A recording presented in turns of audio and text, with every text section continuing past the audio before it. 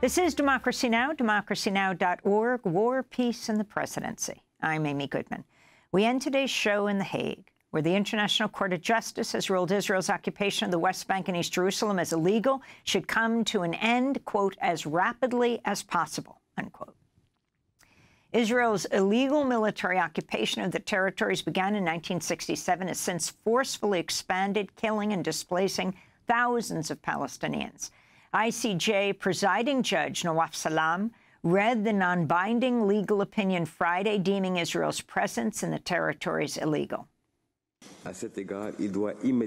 Israel must immediately cease all new settlement activity. Israel also has an obligation to repeal all legislation and measures creating or maintaining the unlawful situation, including those which discriminate against the Palestinian people and the occupied Palestinian territory, as well as all measures aimed at modifying the demographic composition of any parts of the territory. Israel is also under an obligation to provide full reparations for the damage caused by its internationally wrongful acts to all natural or legal persons concerned. The court also said other nations are obligated not to legally recognize Israel's decades-long occupation of the territories and, quote, not to render aid or assistance, unquote, to the occupation. The 15-judge panel said Israel has no right to sovereignty of the territories and pointed to a number of Israeli actions, such as the construction and violent expansion of illegal Israeli settlements across West Bank and East Jerusalem, the forced permanent control over Palestinian lands, and discriminatory policies against Palestinians, all violations of international law, they said. The Palestinian Foreign Minister, Riyad al-Maliki, praised Friday's ruling. All states and the UN are now under obligation not to recognize the legality of Israel's presence in the occupied Palestinian territory and to do nothing to assist Israel in maintaining this illegal situation. They are directed by the court to bring Israel's illegal occupation to an end. This means all states and the UN must immediately review their bilateral relations with Israel to ensure their policies do not aid in Israel's continued aggression against the Palestinian people, whether directly or indirectly. يجب على جميع الدول الآن. All states must now fulfill their clear obligations. No aid, no collusion, no money, no weapons, no trade, nothing with Israel.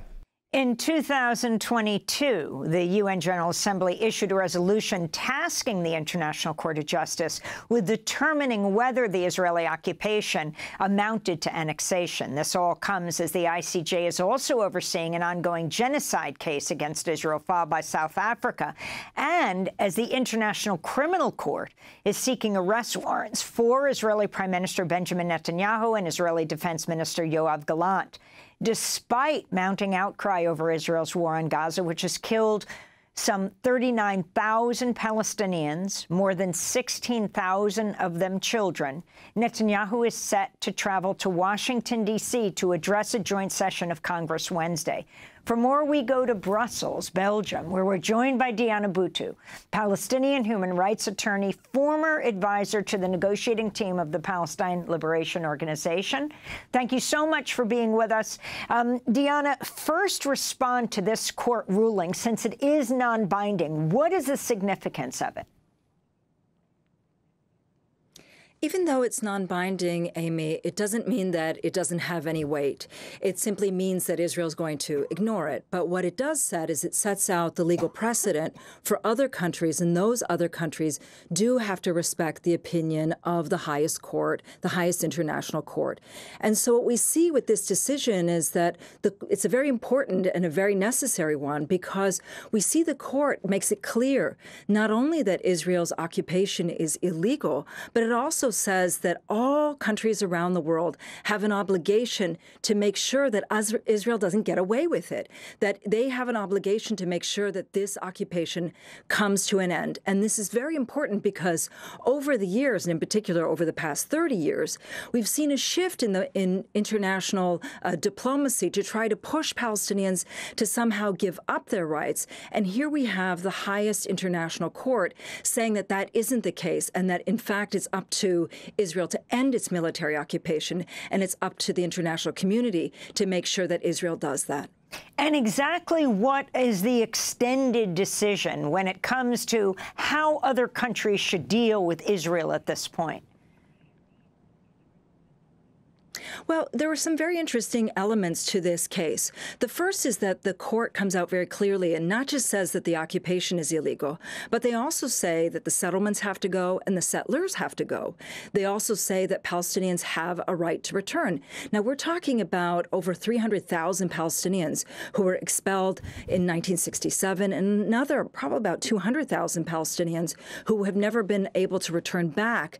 We're just talking about the West Bank and Gaza Strip because of Israel's discriminatory measures. The other thing that the court says is that it's not just the West Bank and East Jerusalem that are occupied, but also Gaza as well. And this is a very important ruling because for so many years, Israel has tried to blur the lines and make it seem as though they're not an occupation of Gaza, which they are. And so what this requires is that the international community not only not recognize the occupation, but that they take into account measures, or they take measures to make sure that Israel stops its occupation. That means everything from arms embargo to sanctions on Israel, anything that is necessary that can be done to make sure that Israel's occupation finally comes to an end. And this is where we now see that instead of the world telling Palestinians that they just have to negotiate a resolution with their occupier, with their abuser, that the ball is now in their court. It's up to the international community now to put sanctions on Israel to end this military occupation. I wanted to ask you about what's happening right now in Gaza. You've got the deaths. It's expected to be well over 39,000. But you also have this new report by Oxfam that finds Israel's used water as a weapon of war, with Gaza's water supplies plummeting 94% since October 7th and the nonstop Israeli bombardment, even before their access was extremely limited. And then you have this catastrophic situation where you have because of the destruction of Gaza's water treatment plants, forcing people to resort to sewage-contaminated water containing pathogens that lead to diarrhea, especially deadly for kids, diseases like cholera, dysentery, hepatitis A, and typhoid. Meanwhile, the Israeli army has started to vaccinate the Israeli soldiers after Palestinian health authorities said a high concentration of the polio virus has been found in sewage samples from Gaza. It's taking place, the vaccination program of soldiers across Israel in the coming weeks. The significance of this, Diana. This is precisely what we've been talking about, which is that Israel is carrying out genocide. They know that they're carrying out genocide, and we don't see that anybody is stopping Israel in carrying out this genocide. So here now we have yet another International Court of Justice ruling. This one, the previous ones are actually binding, saying that Israel has to take all measures to stop this genocide. And yet we just simply don't see that the world has put into place measures to sanction Israel, to isolate Israel, to punish Israel. Instead, it gets to do whatever it wants. But there is something very important as well, which is that Israel somehow believes that it's going to be immune, that somehow this polio or all of these diseases aren't going to boomerang back into Israeli society. They will. And the issue here now is whether we're going to see some very robust action on the part of the international community now that we have a number of decisions from the ICJ saying to Israel that it's got to stop and that this genocide must come to end. Israel must pay a price for continuing this genocide. Diana Buttu, I wanted to end by asking you about Netanyahu coming here. The Center for Constitutional Rights tweeted, "Before Netanyahu lands in D.C., we demand the Justice Department investigate him for genocide, war crimes, and torture in Gaza. Nearly 40,000 killed, including more than 14,000 children, 90,000 injured, 2 million displaced, an entire population subject to starvation. This cannot go unanswered."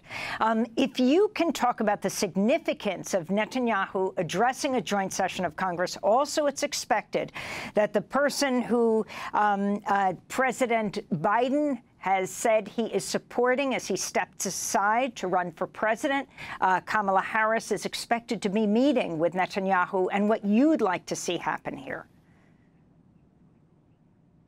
You know, it's repugnant to me to be hearing that a war criminal, a person who has flattened Gaza, who said that he was going to flatten Gaza, who's issued orders to kill more than 40,000, upwards of 190,000 Palestinians. We still don't know the numbers, who has made life in Gaza unlivable, who's using Palestinians as human pinballs, telling them to move from one area to the next, who's presiding over a genocide, and unabashedly so.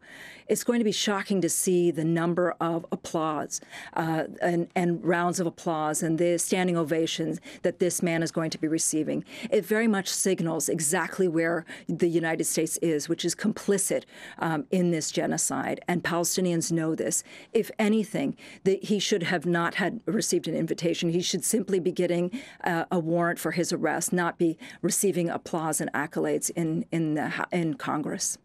Diana Buttu, I want to thank you so much for being with us. Palestinian human rights attorney joining us from Brussels, Belgium. That does it for our show. Democracy Now! Is currently accepting applications for a director of development to lead our fundraising team. You can learn more and apply at democracynow.org. Democracy Now! Is produced with Renee Feltz, Mike Burke, Dina Guzder, Sharif Abdel-Kudus, Messiah Rhodes, Nermeen Sheikh, Maria Tarasena, Tammy Warnoff, Tarina Nadura, Sam Alkoff, Taymouri Astudillo, John Hamilton, Robbie Karen, Hani Massoud, and Hannah Elias. Our executive director is Julie Crosby. Special thanks to Becca Stelly, John Randolph, Paul Powell, Mike DeFilippo, Miguel Noguera, Hugh Grant, Dennis Moynihan, David Prude, Dennis McCormick. I'm Amy Goodman. Thanks so much for joining us.